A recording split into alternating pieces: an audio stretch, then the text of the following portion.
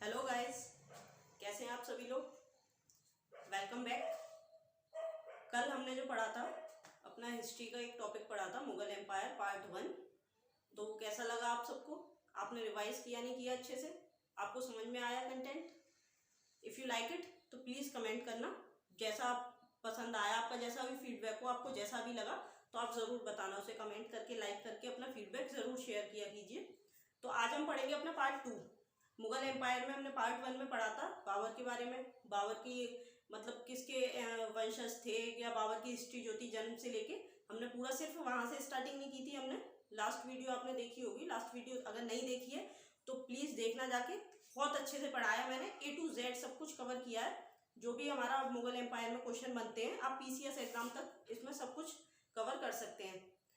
और उसमें बाबर, हुमायूं, शेरशाह सूरी, इनके बारे में हमने पढ़ा था। आज हम स्टार्ट करेंगे अकबर से, अकबर द ग्रेट। तो अकबर की कहानी शुरू होती है, और अकबर की कहानी इतनी ज़्यादा है, मतलब जितना हमने इन 3 के बारे में पढ़ा था इतना अकेले अकबर के बारे में पढ़ना पड़ता है। क्यों? क्योंकि जो मुगल एम्पायर से क्वेश्चन बनते हैं वो मोस्टली बाबर से, अकबर से, इन्हीं से बनते हैं। और वैसे भी 5-6 रूलर ही मोस्ट इम्पोर्टेंट थे। उसके बाद बाकी के जो हुए वो थोड़े बहुत ऐसे ही हुए थे।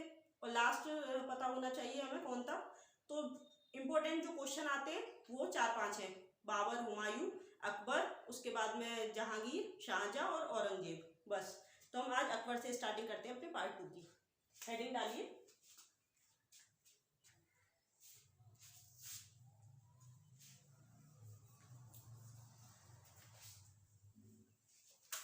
ये मैंने कल आपको बताया था, फादर ऑफ हिस्ट्री हेरोडोटस। तो ये तो इम्पोर्टेंट है, हिस्ट्री के फादर कौन थे, हम उसे पढ़ रहे हैं तो उसके बारे में पता होना चाहिए कि हम किसके बारे में पढ़ रहे हैं। तो आज की हमारी हेडिंग होगी अकबर। मुगल एम्पायर में पार्ट 2 है आज हमारा अकबर। अकबर का टाइम पीरियड होता है 1556 से 1605 तक। ठीक है। तो अकबर का जन्म होता है 15 अक्टूबर 1542 में एडी में। अकबर का जन्म हुआ था कहाँ पे? 1542 में। राजा थे राणा वीर सिंह। राणा वीर सिंह के महल में हुआ था, और इनकी मदर का नाम था हमीदा बानो बेगम, जिनसे हुमायूं ने 1541 में, जब वो कन्नौज का युद्ध हार के चले गए थे, तो उसके बाद शादी की थी। हमीदा बानो बेगम। ओके। तो इनका जन्म हुआ राणा वीर सिंह के महल में। तो जब हुमायूं की मृत्यु हुई थी 1556 में, उस टाइम पे अकबर जो है वो कलानौर, एक जगह थी पंजाब में, वहां पे थे। इसलिए जो अकबर का राज्याभिषेक हुआ था, कोरोनेशन जो हुआ था, वो कलानौर में ही हुआ था। पंजाब के पास जगह है वो, पंजाब में। तो कब हुआ था? 1556 में। 1556 में coronation of Akbar took place in Kalanaur. कहाँ हुआ था? कलानौर इन पंजाब। ठीक है। तो अकबर का क्या हुआ? अकबर जब गद्दी पे बैठे तो वो कितने साल के थे? He was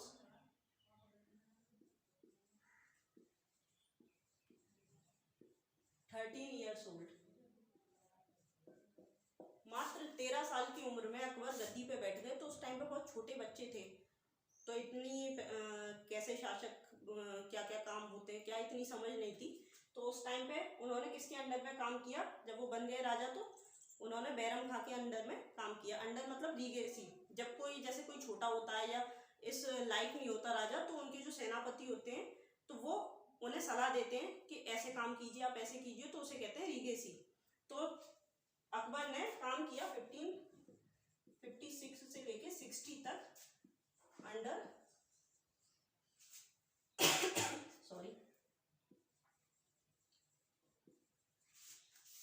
Regency of Bairam खां। और इनकी रीजेंसी में अकबर ने बहुत कुछ सीखा और उसमें सबसे अच्छा जो परिणाम आया था वो था इनकी लॉयल्टी का, मतलब एक प्रमाण के रूप में कि ये काफ़ी अच्छे थे, वफादार थे। तो इन्होंने सही मतलब अकबर के साथ सही तरह से सही दिशा में उन्हें सिखाया था। तो उसका परिणाम आया था 1556 में। सबसे पहले होता है बैटल ऑफ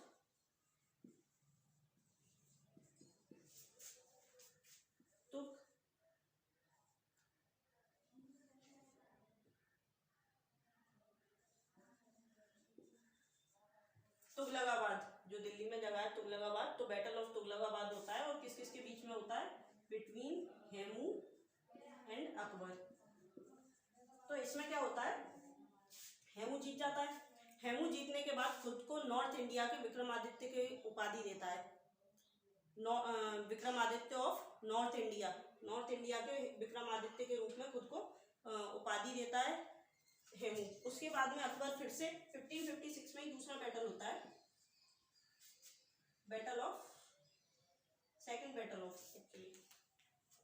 तो आपने फर्स्ट तो ऑलरेडी पढ़ा था जो बाबर ने लड़ा था, और ये था second battle of Panipat. Panipat Haryana में जगह है, बहुत ही इंपॉर्टेंट जगह रही है, ये दिल्ली के पास है, इसलिए जो मोस्टली बैटल हुए हैं पानीपत के बैटल, तीनों बैटल बहुत फेमस हैं।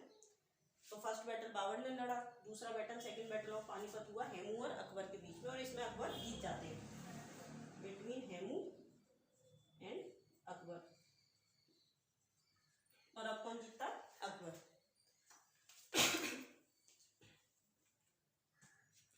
अकबर गद्दी पे बैठते हैं। अकबर ने फिर क्या किया, 1560 में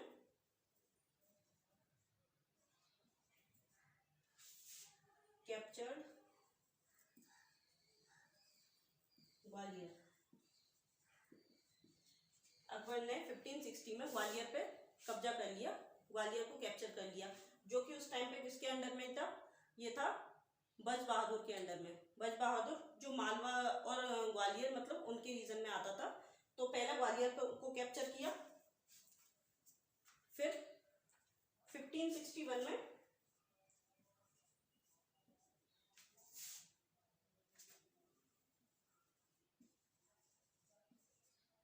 मालवा को जीता, कॉन्क्वेस्ट मालवा।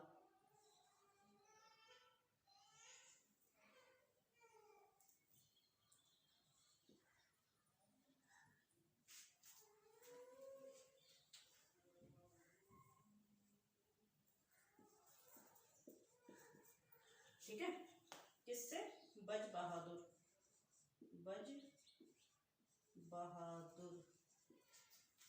वैसे तो अकबर ने बहुत सारे युद्ध लड़े, बहुत सारे बैटल हुए, बहुत जगहों पे कब्जा किया, पर बाबर के बैटल भी 10-15 हैं, इतने तो याद भी नहीं करने, इतने पूछे भी नहीं जाते, ना याद होंगे, इतने बहुत हैं। हमें जो इम्पोर्टेंट है हम सिर्फ उन्हें पढ़ेंगे, ठीक है। तो 1561 में मालवा को जीता, और उसके बाद में फिर 1562 में अकबर ने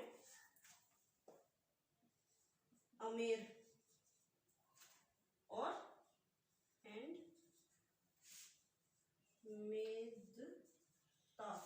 मेड़ता एक जगह थी, इन दो जगहों पे कौन शासन करता था? भारमल एंड जयमल, ये दोनों थे। तो इनसे जीता था 1562 में अमेर और मेड़ता। उसके बाद में बाबर के जो है वो रुके नहीं, बाबर ने क्या किया, फिर 1604 में जाके एक जगह है गोंडवाना। गोंडवाना कहाँ पड़ता है? आप एक बार इसे नोट कर लीजिए, स्क्रीनशॉट ले लीजिए, मैं साइड हो जाऊं।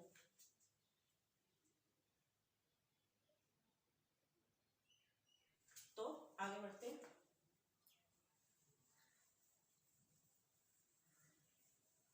ये सब इंपॉर्टेंट पॉइंट हैं जो अकबर से पूछे जाते हैं, और मोस्टली सवाल जो है बाबर और अकबर से ही पूछे जाते हैं। सबसे ज्यादा गोल्डन पीरियड जो कहा जाता है वो मुगल एम्पायर का, वो अकबर का ही था।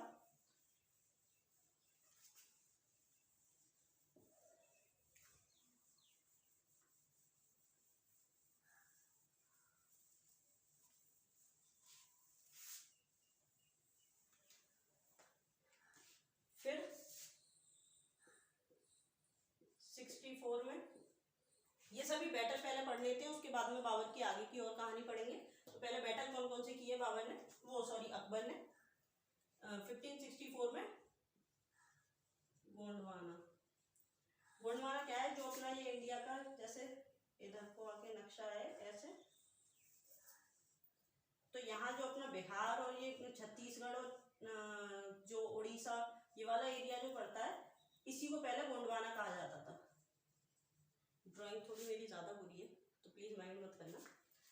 तो ये वाला जो एरिया था आप समझ जाइए, बिहार उड़ीसा छत्तीसगढ़ वाला जो एरिया था, झारखंड, तो इस वाले एरिया को गोंडवाना कहा जाता था। तो इस पे जो है एक इंडिपेंडेंट राज्य था, ये किसी के अंडर में नहीं था। तो इस पे राज करती थी रानी दुर्गावती, जो कि कौन थी, विडो थी किसकी, दलपत शाह की। जो राजा थे दलपत शाह, उनकी विडो थी रानी दुर्गावती।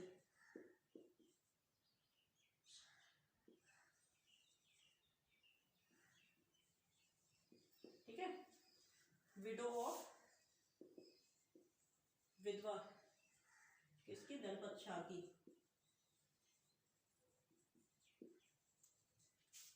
तो इसे भी कैप्चर कर लिया। फिर आगे बढ़ा तो अकबर अब राजपूतों की जो जो जगह थी उन्हें कब्जे में करने लगा। तो राजपूतों के साथ में सबसे पहले अकबर जीतता है मेवाड़।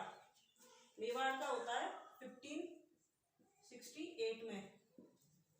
मेवाड़, मेवाड़ के राजा कौन थे उस टाइम पे, उदय सिंह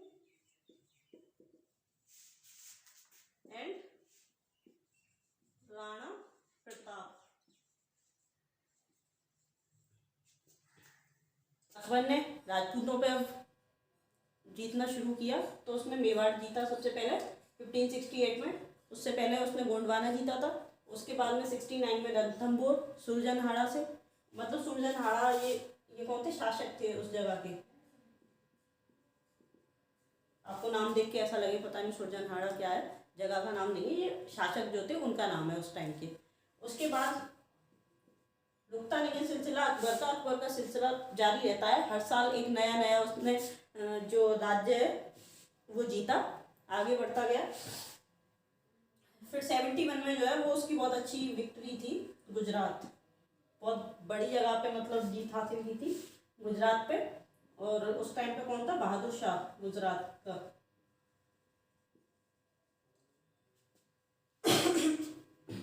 सॉरी, बहादुर शाह से गुजरात जीता। और गुजरात जीतने की उसने खुशी में सेलिब्रेशन में बुलंद दरवाजा बनवाया था फतेहपुर सीकरी में। और 1571 में ही उसने फतेहपुर सीकरी बनवाई थी, 1571 में। तो ये हम बाद में, अभी हम बैटल पढ़ रहे हैं तो बैटलों में ये याद रखें हम कि गुजरात जीत के बाद में बुलंद दरवाजा बनवाया था, दरवाजा। ठीक है, और गुजरात जीत के बाद में अकबर जो है पहली बार गुजरात गया था, जब ही जीता था, तो वो पोर्तुगीज से मिला था। पोर्तुगीज से मिलके उसने पहली बार समुद्र देखा था। मतलब उसका जन्म हुआ 1542 में, और 30 साल बाद लगभग उसने समुद्र देखा था पहली बार अपनी लाइफ में, जब वो गुजरात जीता था। पोर्तुगीज से मिला था तो उसने पहली बार जब समुद्र देखा था कि समुद्र भी कोई चीज़ होती है, कैसा होता है उस टाइम पे। फिर 1592 में उड़ीसा जीतता है। 1585 के समथिंग में, वैसे वो इतने इम्पोर्टेंट नहीं है इसलिए हमने यहाँ पे नोट डाउन नहीं किया है उसे। 1585 में तक उसने जो राजपूतों पे जीत हासिल की, उसके बाद में 56 में कश्मीर तक पहुँचा, 56 में कश्मीर को जीता था। और धीरे धीरे बढ़ा के उसने कांधार तक, उसका एक चचेरा भाई हुआ करता था अकबर का, मिर्ज़ा हकीम, तो वो भी उससे अकबर के विरोध में था। तो वो अफगानिस्तान वाले साइड में, कांधार वाली साइड पर मतलब राज किया करता था। तो उसे भी हरा के कांधार भी अपने कब्जे में कर लिया था अकबर ने। तो अकबर का एम्पायर अकबर ने बहुत एक्सपेंड किया था। कहाँ कहाँ किया था, जैसे इधर कांधार तक,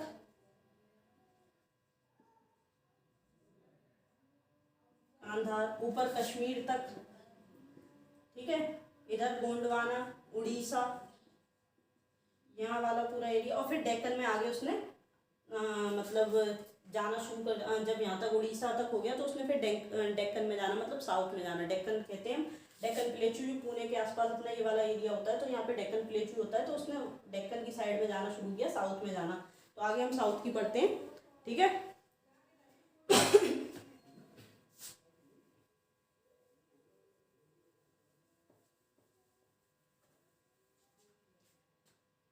उसके बाद में लिखिए डेक्कन या साउथ। नीचे 1591 में सबसे पहले जीता उसने खानदेश जीता था। एक बरार जीती थी जगह, साउथ में जो है बरार, खानदेश और अहमदनगर, अशीरगढ़ ये जगह थी। तो खानदेश जीता इससे, अली खान से। ओके। 1599 में दौलताबाद, चांद बीबी से, ये इंपॉर्टेंट है, दौलताबाद इंपॉर्टेंट है। तो साउथ में दौलताबाद जीता चांद बीबी से। फिर 1600 में अहमदनगर, ये बहादुर शाह एंड चांद बीबी, इन दोनों से जीता था 1600 में। और लास्ट था 1601, ये इंपॉर्टेंट है पहले ही, बैटल ऑफ आशीरगढ़।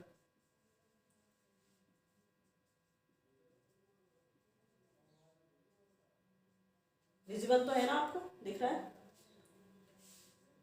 ये जीता था। एक बार मैं चेक करूँ आपको विजिबल है या नहीं।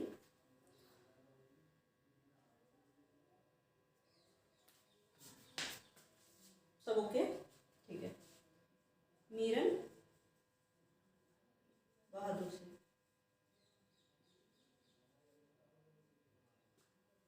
ये इंपॉर्टेंट क्यों है? क्योंकि ये आखिरी बैटल था अकबर का, last battle of Akbar. Akbar ने 1556 से बैटल लड़ना शुरू किया तुगलकाबाद से। सबसे पहले बैटल ऑफ तुगलकाबाद लड़ा, हार गया उसमें। उसके बाद से उसने जीतना शुरू किया। सबसे पहला बैटल हारा था, उसके बाद उसने जितने भी बैटल लड़े या जहाँ जहाँ पे भी कब्जा करने की या कैप्चर करने की कोशिश की, हर जगह पे जीता है वो। 1556 से लेके 1601 तक, last battle of Akbar, last battle. 1605 में तो उसकी मृत्यु हो गई, और 1601 में उसने लास्ट बैटल लड़ा था, आशीरगढ़ का बैटल, ये साउथ में। ये थे सब बैटल अकबर के। आगे अकबर के बारे में पढ़ते हैं। एक इसमें एक और मिस किया हमने, गुजरात की जीत। ये इसके बाद 68 में मेवाड़ के बाद राणा प्रताप फिर दोबारा लौट के आते हैं, और फिर होता है 1576 में बैटल ऑफ हल्दी घाटी, जो कि बहुत इंपॉर्टेंट बैटल है।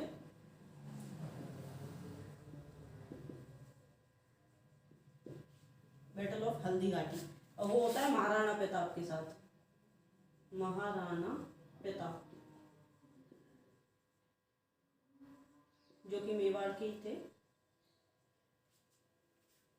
इसके बाद में वो लौट के आए, हार गए थे जब तक अकबर से, फिर दोबारा आए तो बैटल ऑफ हल्दी घाटी हुआ, और इसमें भी अकबर की जीत होती है, अकबर ही जीतता है।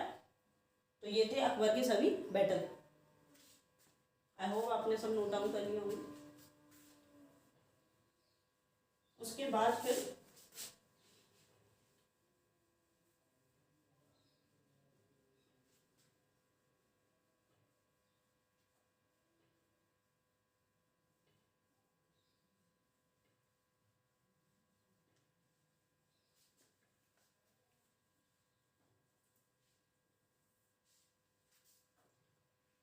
होता है अकबर ने, जैसे कि बताया है, अकबर ने 1556 से लेके 60 तक बैरम खां के अंडर में काम किया। उसके बाद में 1560 से 62 तक इसके महान अनंगा ये क्या थी? इनकी फोस्टर मदर थी, फोस्टर मदर।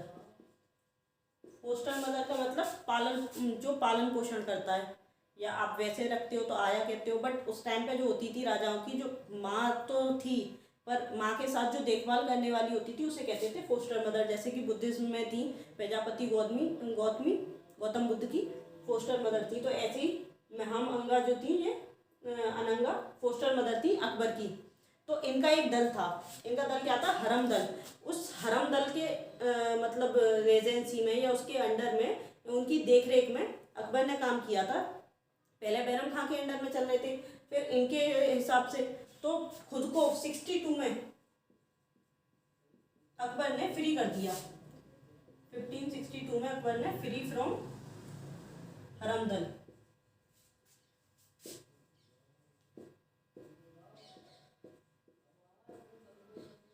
ये क्वेश्चन पूछा जाता है कि हरम दल से अकबर किस ईयर में अलग हुए थे, तो ये 1562 में। या हरम दल किसका था, तो महान अनंगा। तो ये आपको याद होना चाहिए। फिर उसके बाद में 63 में अकबर एनल्ड पिलग्रिमेज टैक्स। एक जो पिलग्रिमेज होता है, जो धार्मिक यात्राएं होती हैं,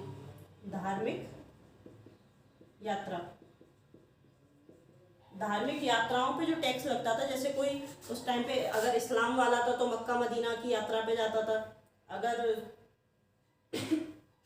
हिंदू था तो जैसे हमारे यहाँ 4 धाम की यात्रा होती है, तो उसके अकॉर्डिंग कोई भी जो पिलग्रिमेज यात्रा पे, जो धार्मिक यात्रा पे जाता था तो वो टैक्स देता था। तो उस टैक्स को रद्द कर दिया, किसने रद्द किया, अकबर ने। कब किया, 1563 में। उसके आगे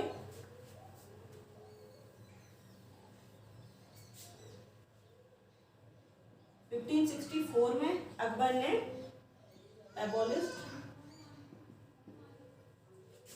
जजिया टैक्स। जजिया टैक्स था जो कि नॉन मुस्लिम्स पे लगा करता था, उसे एंड किया किसने, अकबर ने, उसे ख़त्म कर दिया 1564 में। उसके बाद में 71 में अकबर ने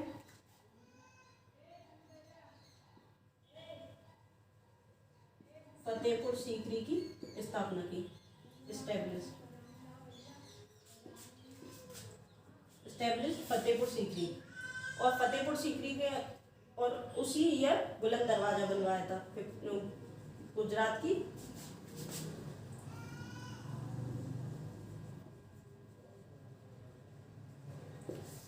की जीत के बाद बुलंद दरवाजा बनवाया था फतेहपुर सीकरी। पता है,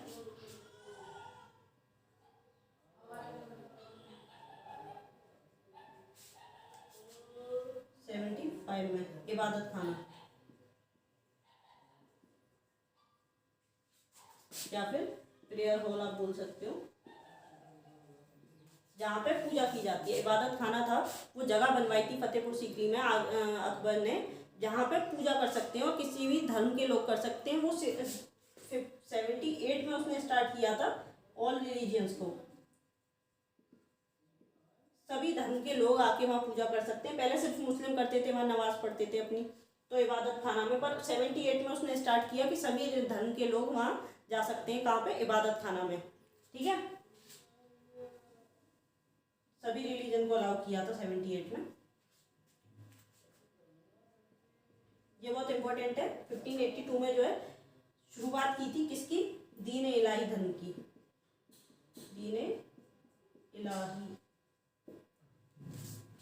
दीन इलाही का मतलब था कि सभी धर्मों का एक ही मतलब गॉड होता है, तो सब धर्मों को मानने वाला दीन इलाही। या सब धर्मों को मिक्स करके बनाया था। कैसे कि जो अच्छाई होती हैं, जो इस्लाम धर्म की अच्छाई थी, जो हिंदू धर्म की अच्छाई थी, क्रिश्चियन धर्म की अच्छाई, तो वो सबको जोड़ के, बुद्ध जैन जो भी धर्म थे उस टाइम पे, उन सभी धर्मों में जो अच्छाइयाँ थी उन सबको एक में डाल के दीन इलाही धर्म बनाया था, जो कि कॉमन था सबके लिए। सिर्फ उसमें ये नहीं था कि सिर्फ हिंदू फॉलो करेंगे या मुसलमान फॉलो करेंगे।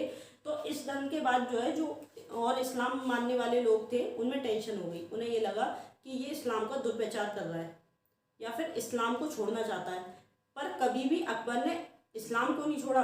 उसने ये धर्म बनाया कि सभी धर्मों का सम्मान करना, मतलब चालू किया उसने, पर इस्लाम को कभी ना तो गलत ठहराया ना ही इस्लाम को कभी छोड़ा। ये पूछा जाता है अकबर ने रिनाउंस किया मतलब उसको इस्लाम को, पर अकबर ने कभी इस्लाम को छोड़ा नहीं। अकबर ने दीन इलाही धर्म बनाया। क्यों बनाया? क्योंकि उसकी सोच बहुत महान थी, इसलिए उसे अकबर दी ग्रेट कहा जाता है। अकबर की सोच थी कि सभी लोग यूनिटी से रहें, यूनिटी से रहें, कि किसी में भी ये भेदभाव ना हो कि ये इस्लाम धर्म से, ये मुस्लिम है, ये हिंदू है, ये अलग अलग धर्मों में लड़ाइयों की वजह से उसने एक धर्म बनाया कि सब अच्छे जो भी जिस भी धर्म में जो अच्छाइयाँ हैं हम उन्हें फॉलो करें, और अच्छाइयों को फॉलो करके आपस में भेदभाव ना करें, हम लड़ाई ना करें, आपस में प्यार से रहें। वो चाहता था कि हिंदुस्तान जो है यूनिटी में रहे, जो भी उसका एरिया था वो सब यूनिटी में रहे, एक साथ रहे, एकजुट रहे। बहुत महान सोच थी, जो कि आज भी हमारे यहाँ जितनी भी पॉलिटिक्स होती है वो सब सिर्फ धर्मों की और जाति के ऊपर होती है।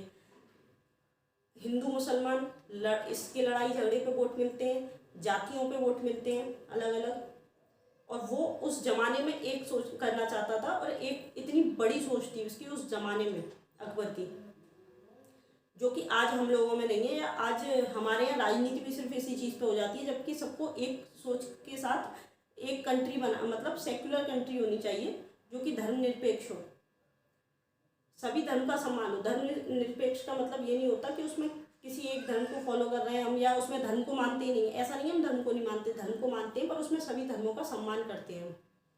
किसी एक धर्म को क्रिटिसाइज कर दिया, किसी एक को ज़्यादा महान बना दिया, ये सब नहीं होना चाहिए। तो उस टाइम पे इसीलिए दीन इलाही बनाया था अकबर ने, कि आपस में भेदभाव ना हो, सब एकजुटता के साथ यूनिटी के साथ रहें। फिर 83 से इलाही एरा शुरू हुआ, और उसमें फॉलोअर कौन कौन थे इलाही एरा में? सब first and last Hindu follower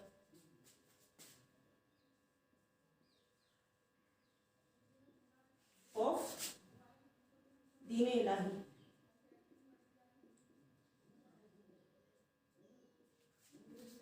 Birbal. और किसी हिंदू ने नहीं फॉलो किया था, मुसलमान करना नहीं चाहते थे इसे, और कुछ जो कर रहे थे वो सिर्फ अपने राजा को खुश करने के लिए, अपने जो शासक था उसे खुश करने के लिए कर रहे थे, दिखावा कर रहे थे। पर जिसने दिल से अपनाया, जिसे वाकई में लगा कि अच्छा है हम सब धर्मों का सम्मान करें, सब धर्मों को जो उनकी अच्छाइयाँ हैं उन्हें फॉलो करें हम, तो दिल से जिसने अपनाया था, या फर्स्ट और लास्ट जो हिंदू शासक था, हिंदू था, वो था बीरबल। बीरबल का नाम है वैसे महेश दास, तो वो पूछा जाता है क्वेश्चन में, तो आगे हम नोट डाउन करेंगे उसे। ठीक है, आप इतना लिखिए, स्क्रीनशॉट लीजिए, मैं साइड हो जाऊँ, उसके बाद आगे। और इसी टाइम पे एक और चीज़ रहेगी, we missed one thing. Fatehpur Sikri जब बनाई थी, स्टैब्लिश की थी, तो उसी टाइम पे आगरा से ट्रांसफर्ड आगरा टू फतेहपुर सीकरी। अकबर ने अपनी कैपिटल जो है ट्रांसफर कर ली थी आगरा से फतेहपुर सीकरी, कब? 1571 में, जब फतेहपुर सीकरी का निर्माण हुआ था जिस साल, उसी साल। और ये बनवाई क्यों थी? क्योंकि अकबर के ही टाइम पीरियड के थे सूफी संत जो थे सलीम चिश्ती अकबर के टाइम पीरियड के थे, और वो उनका अकबर जो है बहुत सम्मान करते थे, सलीम चिश्ती का बहुत रिस्पेक्ट करते थे, बहुत मानते थे उन्हें। और सलीम चिश्ती ने अपना ज़्यादातर वक्त जो है वो फतेहपुर सीकरी वाला जो एरिया है उस जगह पे बिताया था, इसलिए उनके मतलब उनकी खुशी के लिए, उनके सम्मान में अकबर ने फतेहपुर सीकरी का निर्माण करवाया था। बुलंद दरवाज़ा गुजरात की जीत पर बनवाया था, और उसी साल अपनी कैपिटल ट्रांसफ़र की थी आगरा से फतेहपुर सीकरी। तो ये भी पता होना चाहिए कि किसके सम्मान में अकबर ने जो है फतेहपुर सीकरी सिटी का जो है वो निर्माण किया था, जगह का, तो सलीम चिश्ती की वजह से। आगे बढ़ते हैं। और एक पॉइंट था यहाँ पे 1585 में अकबर ने अपनी जो कैपिटल है अकबर ट्रांसफर्ड, क्योंकि ये क्वेश्चन भी पूछे जाते हैं इसलिए मैंने आपको जो जो पॉइंट नोट डाउन कराए वो सभी डायरेक्ट क्वेश्चन है। मतलब ये लाइनें ऐसा नहीं है इसमें फालतू फालतू हम पढ़ रहे हैं, ज़्यादा पढ़ना पड़ रहा है हमें, ज़्यादा ज़रूर है, बट उसमें से जो भी हैं ये सब वो इम्पोर्टेंट पॉइंट है जो डायरेक्ट एग्जाम में आते हैं, इनसे डायरेक्ट पूछे जाते हैं कि अपन ने अपनी कैपिटल लाहौर ट्रांसफ़र कब की थी। ट्रांसफर कैपिटल टू, पहले आगरा की लाहौर, आगरा से फतेहपुर सीकरी की थी 1571 में, और फिर 85 में फतेहपुर सीकरी से भी लाहौर कर ली अपनी ट्रांसफ़र। ठीक है, उसके बाद हमने बैटल सब पढ़ लिया अकबर के।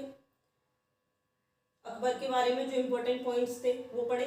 और ये ईयर ऐसे क्वेश्चन पूछा जाता है उसमें कि आपको जैसे इधर दे दिए जो जो इम्पोर्टेंट काम हुए वो, और इधर दे दिया आपको ईयर, तो आपको लिख दिया दीन इलाही कब बना, इधर ईयर दे रखे हैं, इधर लिख दिया आपको जैसे कि गुजरात पे जीत कब हासिल की थी, गुजरात विक्ट्री, और यहाँ पे लिख रखा है 1571, और यहाँ पे लिख रखा है आपका 1582। तो आपको वो मैच करके आते हैं ना, ए ऑप्शन में दिया होगा आपको कि A2 B1, एक ऑप्शन दिया होगा आपको कि A1 B2, इस टाइप से। तो ऐसा क्वेश्चन आया है एग्जाम में ऑलरेडी। तो ये आपको सब ईयर बहुत इंपॉर्टेंट है, ये आपको सब पता होने चाहिए कि कौन से ईयर में क्या क्या किया था। आलतू फालतू कुछ भी नहीं है, सब जो आता है वही है। उसके बाद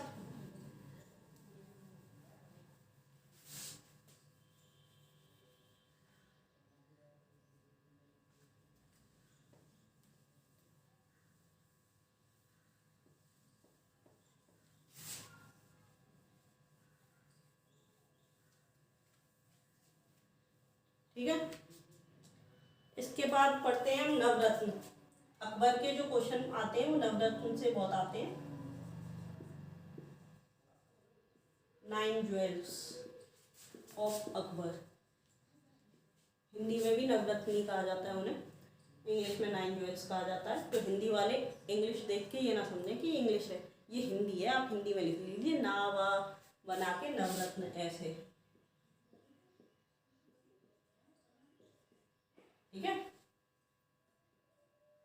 ओके। तो नवरत्न कौन कौन थे, नवरत्न के नाम बहुत इंपॉर्टेंट है क्योंकि पूछे जाते हैं, और उनमें से कुछ के इम्पोर्टेंट मतलब जो जो उन पर डिपार्टमेंट्स थे वो पूछे जाते हैं। तो उसमें सबसे पहला बीरबली डाल दीजिए।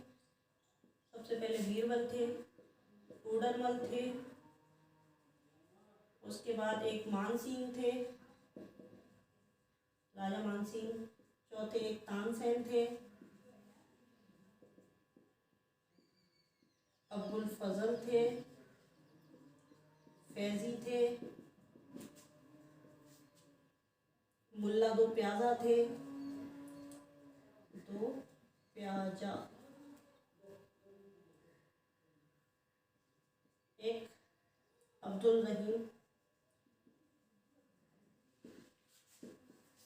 खान ए खाना। अब्दुल रहीम खाने खाना कौन थे, जो बैरम खान था उन्हीं का बेटा था अब्दुल रहीम खाने खाना। बैरम खान के बाद उसने ज्वाइन कर लिया अकबर को। बैरम खान तो चले गए थे मक्का की यात्रा पे, उन्हें वहाँ पे अफगान ने मार दिया अहमदाबाद के करीब, और उसके बाद जो अब्दुल रहीम इन्होंने अकबर को ज्वाइन कर लिया था। और एक है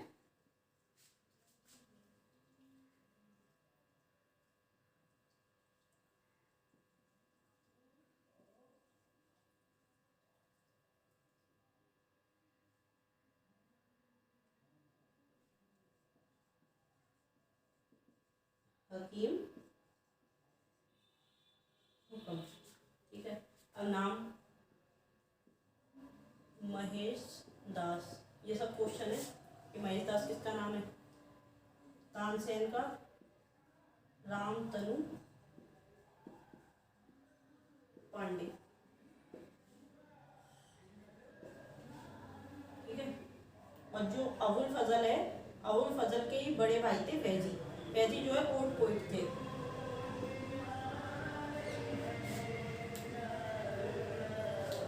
टोडरमल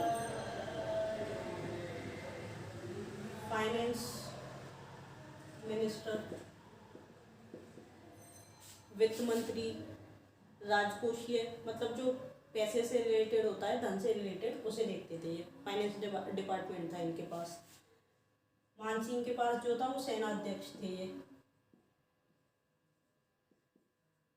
ठीक है, कमांडर इन चीफ या आप कह सकते हैं। और ये पोइट ही थे। और तानसेन म्यूजिशियन थे। तानसेन का म्यूजिशियन थे या सिंगर कह सकते हैं आप। तो ये इम्पोर्टेंट थे। और मोस्टली टोडरमल और मानसिंह का पूछा जाता है ये दोनों क्या थे। बीरबल एडवाइजर भी थे, विजियर थे, मतलब वजीर एक टाइप से अकबर के। ये हो गए नवरत्न अकबर के, ठीक है।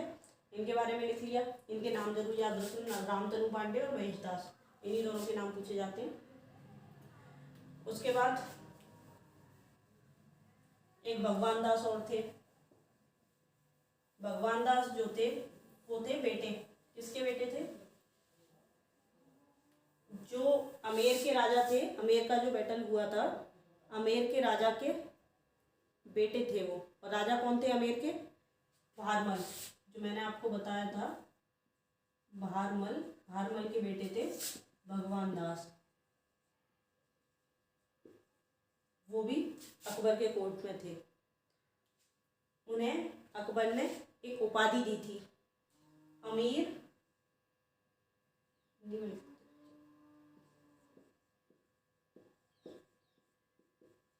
उल उमरा, अमीर उल उमरा की उपाधि दी थी अकबर ने इन्हें। इसके बाद जो आर्किटेक्चर है अकबर के टाइम पीरियड का, उसे देखते हैं हम। बिल्डिंग्स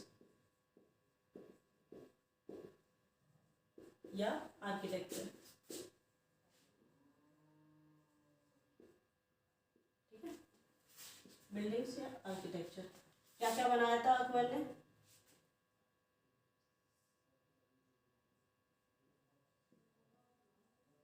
इबादत खाना सबसे पहले, फतेहपुर सीकरी तो शहर का मतलब स्थापना तो की थी, और उसी में इबादत खाना बनवाया था।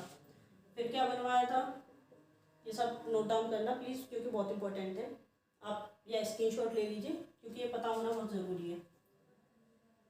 सलीम चिश्ती की टॉम बनवाई थी, उन्हीं के लिए तो शहर का निर्माण किया था, तो उनका टॉम तो बनवाते ही। ये भी फतेहपुर सीकरी में।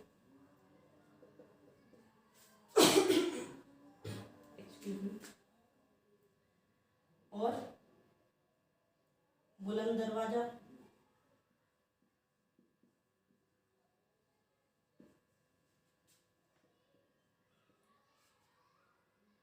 ये सब फतेहपुर सीकरी में।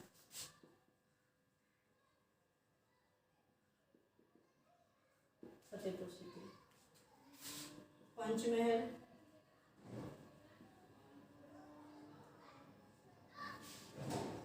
जोधाबाई टॉम, जोधाबाई का मकबरा,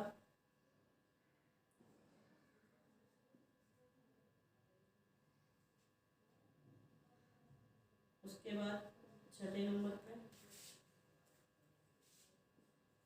40 पिलर फोर्ट इलाहाबाद, इलाहाबाद का किला इलाहाबाद में बनवाया। लाहौर फोर्ट बनवाया लाहौर में।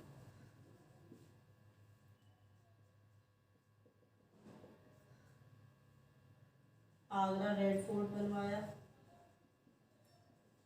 रेड फोर्ट, ठीक है।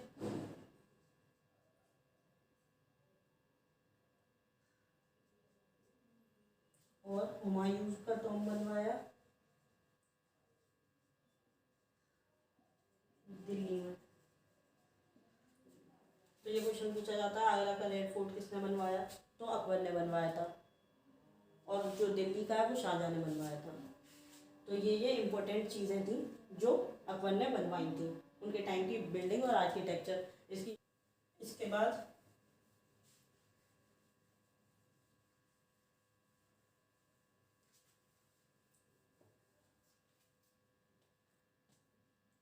अकबर को एक्चुअली खुद पढ़ा लिखा नहीं था। ये क्वेश्चन बहुत बार पूछा गया कि ऐसा कौन सा मुगल एम्परर था या शासक था जो पढ़ा लिखा नहीं था, जो अनपढ़ था, तो वो अकबर ही था। तो ये भी इम्पोर्टेंट पॉइंट है, आप डाल लीजिए, अपनी लैंग्वेज में लिख लीजिए आप। Only illiterate Mughal emperor was Akbar.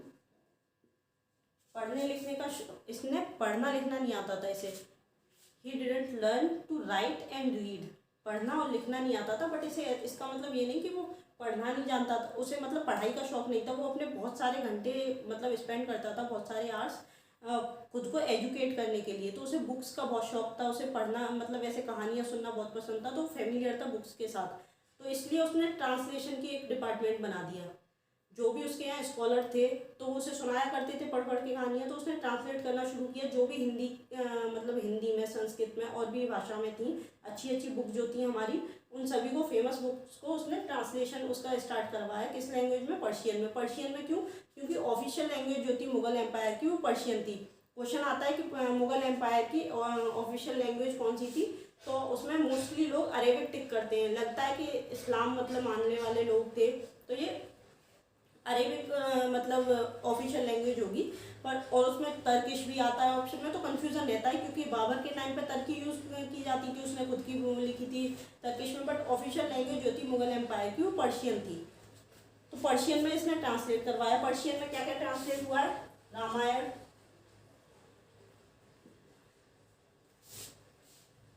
Mahabharat,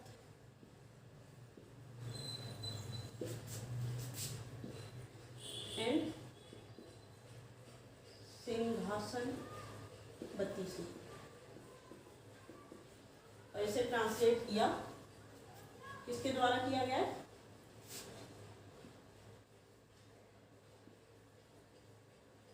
मुल्ला अब्दुल कादिर बदौनी। मुल्ला अब्दुल कादिर बदौनी, ये इसने इसको और इसको किया था। और महाभारत को इसने और मिलके एंड शेख सुल्तान,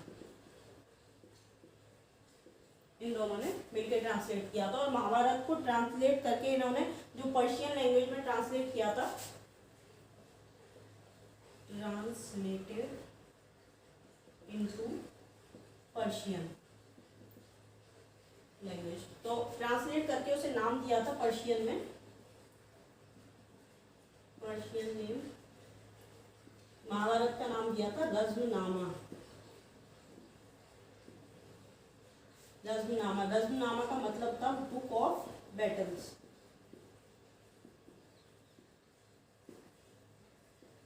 युद्ध की किताब या पुस्तक, ठीक है, युद्धों की किताब या बुक्स ऑफ बैटल, गज़्वनामा नाम दिया था महाभारत को। उसके बाद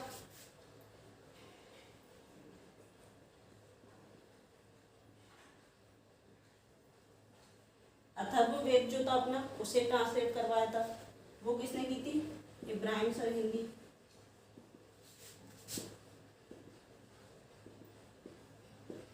बाबरनामा भी ट्रांसलेट की थी अब्दुल रहीम खाने खाना ने पर्शियन में।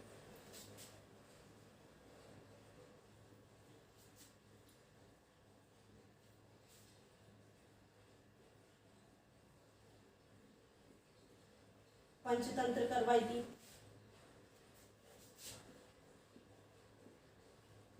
विष्णु शर्मा की जो बुक थी पंचतंत्र, उसे ट्रांसलेट करवाया था। और ये की थी फजल ने, अबुल फजल ने। और इसका नाम दिया था पर्शियन में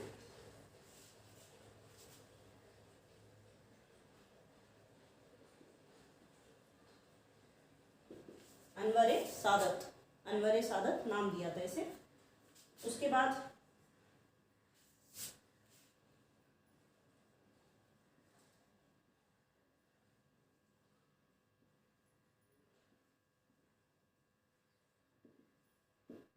रजत रंगनी को ट्रांसलेट करा था मौलाना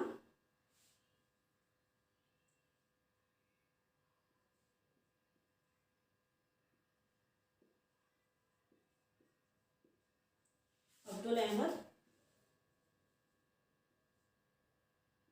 सरदार ने, सरदार, ठीक है। और लीलावती करवाई थी, ये इंपॉर्टेंट है सभी बुक, ये भी फजल ने की थी।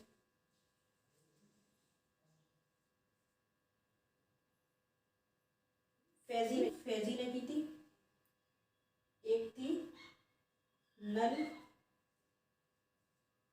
दमयंती, या फिर हिंदी में लिखे हैं नल दमयंती। और ये किसकी बुक थी? सूरदास की, सूरदास की थी नल दमयंती। इसे अबुल फजल ने किया था ट्रांसलेट, इसको ट्रांसलेट करवाया था। तो ये इंपॉर्टेंट बुक्स हैं, रामायण, महाभारत, सिंहासन बतीसी और अथर्ववेद, पंचतंत्र, रजत रंगिनी, लीलावती, नल दमयंती, ये सभी ट्रांसलेट करवाई थी पर्शियन में। बाइबल को भी ट्रांसलेट करवाया था अकबर ने। तो आप पहले ये नोट डाउन कीजिए, आगे करते हैं।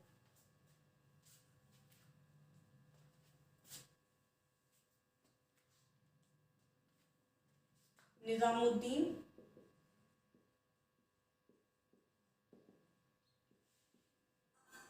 अहमद की तबकात ए अकबर, अकबर के लिए लिखी थी इन्होंने Tabaqat e Akbar. Akbar translated Bible also, Bible को ट्रांसलेट किया फजल ने, अबुल फजल ने, पर्शियन लैंग्वेज में। बाइबल भी ट्रांसलेट करवाई थी अकबर ने। तो अकबर के टाइम पीरियड को जो है स्वर्ण काल कहा जाता है, गोल्डन पीरियड, स्वर्ण काल किसका? हिंदी साहित्य का, हिंदी साहित्य का स्वर्ण काल के रूप में जाना जाता है अकबर के टाइम पीरियड को, ठीक है।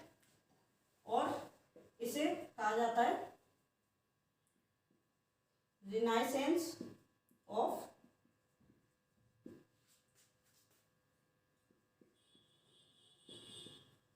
पर्शियन लिटरेचर, पुनर्जागरण, रिनाइसेंस ऑफ पर्शियन लिटरेचर, और स्वर्णिम काल हिंदी साहित्य का, और पुनर्जागरण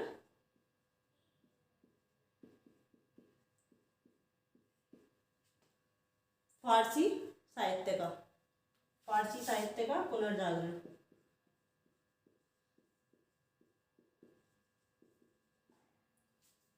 अकबर के टाइम पीरियड को फारसी साहित्य के पुनर्जागरण के रूप में जाना जाता है और हिंदी साहित्य के स्वर्णकाल के रूप में जाना जाता है अकबर के टाइम पीरियड को। अकबर के बारे में, अकबर के टाइम पे ये बुक वगैरह बहुत लिखी गई थी। तो अकबर की बायोग्राफी पढ़ते हैं हम, क्या है?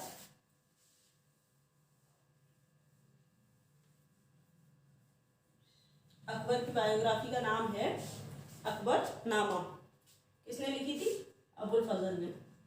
अकबर नामा, अबुल फजल, उसकी आत्मकथा। ये 3 पार्ट में डिवाइड है और जो पार्ट्स होते हैं इन्हें क्या कहा जाता है? जिल्द। तो कहा जाता है कि 3 जिल्दों में डिवाइड है। इंग्लिश में पार्ट्स कह देंगे हम, उसमें कहा जाता था जिल्द।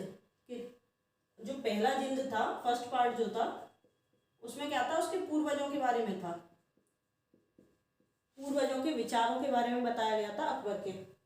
दूसरे जिल्द में था, पार्ट 2 में, अकबर के टाइम पीरियड की घटनाएं,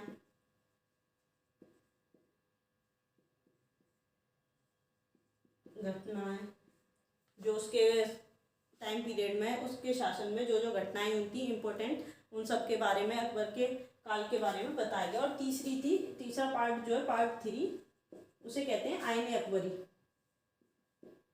आईन अकबरी, आईन अकबरी पार्ट 3। इसमें जो लॉज थी, जो रूल थे, लॉज, टैक्स सिस्टम, इन सब के बारे में, रूल्स के बारे में, और अकबर का जो टाइम पीरियड था उसमें क्या क्या, कैसे कैसे मतलब टैक्स का सिस्टम था, क्या लॉज थे, उन सब के बारे में बताया गया है। तो जो इम्पोर्टेंट पार्ट है मोस्टली आईन अकबरी है।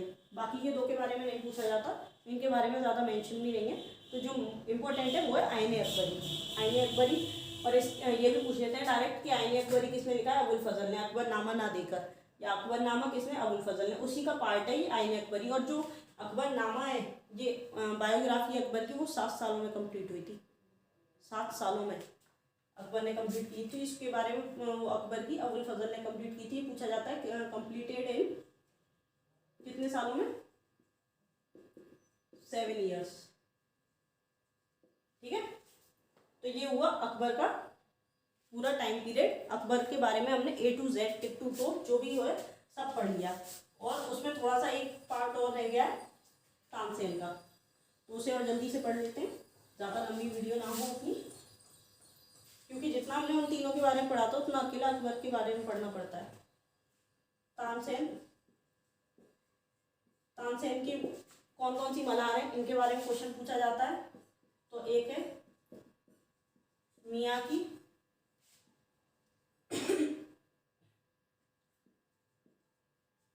तोड़ी, मियाँ की तोड़ी, मियाँ की मल्हार, मियाँ की सारंग, ठीक है, दीपक राग या राग दीपक, राग मेघ या मेघ मल्हार जैसे कहते हैं, ये सब इम्पोर्टेंट तानसेन की मल्हारें हैं। इनके बारे में क्वेश्चन पूछते हैं तो ये पता होना ज़रूरी है। तो इसमें अब हमने अकबर के बारे में पूरा कंप्लीट कर दिया, इसके बाहर अब कुछ भी नहीं है। तो ये हुआ अकबर का टाइम पीरियड। हमने जितना उन तीनों के बारे में पता था मुगल एम्पायर में पढ़ा था, इतना हमने अकेले अकबर के बारे में पढ़ा है, क्योंकि मोस्टली क्वेश्चन अकबर से पूछे जाते हैं और अकबर का इतना वास्ट एरिया है कवर करने के लिए, बहुत ज़्यादा। तो इसके बाद भी ज़्यादा नहीं बचता। जहांगीर जो अकबर का बेटा था, सलीम जिसे सब जानते हैं, हमने इतनी मूवीज़ या सीरियल वगैरह में देखा है सलीम के नाम से, तो सलीम ही जहांगीर होता है आगे जाके। जहांगीर और शाहजहाँ और औरंगजेब, इन 3 के बारे में और पढ़ना है। उसके बाद में ऐसा कोई अच्छा रूलर नहीं हुआ, तो मुग़ल एम्पायर का बस लास्ट रूल पता करते हैं, बाकी का सब एंड सा था। इनके बाद कोई ज़्यादा अच्छा नहीं आया। तो अकबर के बाद हम कल से जहांगीर पढ़ेंगे, तो आगे कंटिन्यू करेंगे। जब तक आप इसे पढ़िए, रिवाइज कीजिए, एंड प्लीज़ अपना फीडबैक देना बिल्कुल ना भूलें। अगर आपको वीडियो पसंद आई है, मेरा कंटेंट पसंद आया है, जो भी मैंने पढ़ाया, और कंटेंट में कोई शक नहीं है, बहुत बेहतरीन है, आप 3-4 बुक इकट्ठी करके भी पढ़ेंगे ना, जब ये इन्हें घंटों में क्या 2-4 दिन में जाके इतना कुछ निकाल पाएंगे उसमें से। तो बहुत ही इम्पोर्टेंट लेक्चर है ये, लास्ट वाला था वो भी बहुत इम्पोर्टेंट था। तो आप प्लीज़ लाइक कीजिए अगर पसंद आता है आपको, तो कमेंट ज़रूर करें, फीडबैक अपना ज़रूर दें जैसा लगा आपको। चैनल को सब्सक्राइब करना बिल्कुल ना भूलें। Thank you, have a nice day.